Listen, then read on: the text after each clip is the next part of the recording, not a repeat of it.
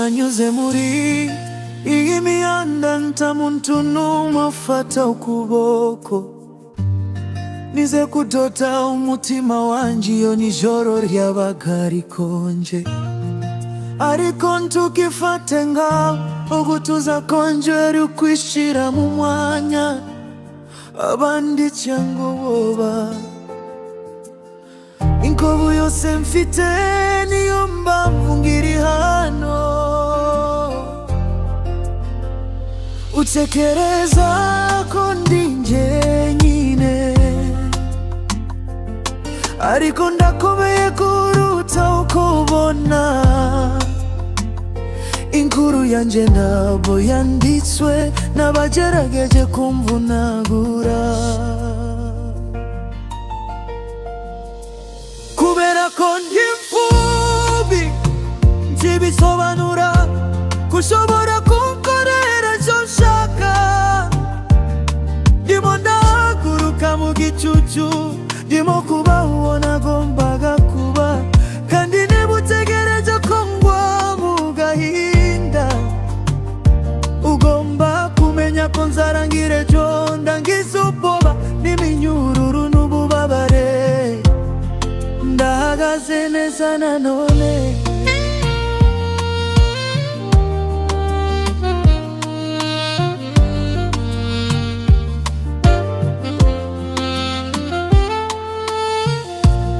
nasunitswe hirya no hino kaho nakozwe mu kirere, ariko indambwe yose ntera ubu ivuga ko ntazaguma. Isi yagerageje kumvira ko nta mwanya mfite, ariko niyubakiye icyuma mu kwizera kwanje. Urabona umwana uri wenyine, ariko ndabwo ari umuriro uri mu maso yanjye.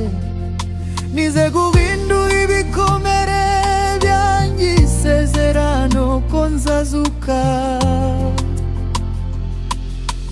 kubera ko ndi imfubyi ntibisobanura ko ushobora kunkorera icyo ushaka.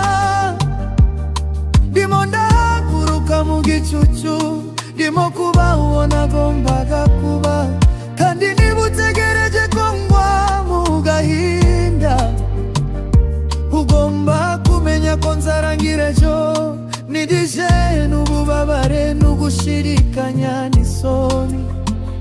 Ndahagaze neza,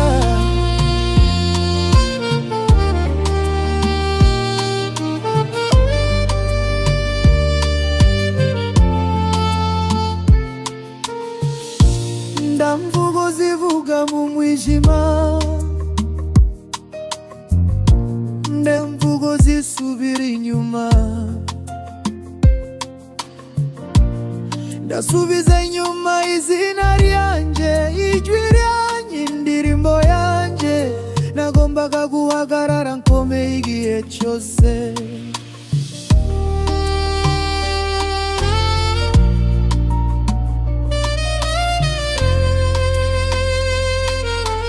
kubera ko ndi imfubyi ntibisobanura ko ushobora kunkorera icyo ushaka. Ndimo ndazamura umwuka wanjye, ndimo ndagera kuwo nagombaga kuba we, kandi niba utekereza ko imbaraga zanjye ari ikindi ushobora kuguza, uzabona ko nzarangiza ejo ndangiza ibinyoma n'uburemere n'ububabare, kandi nongere nduke.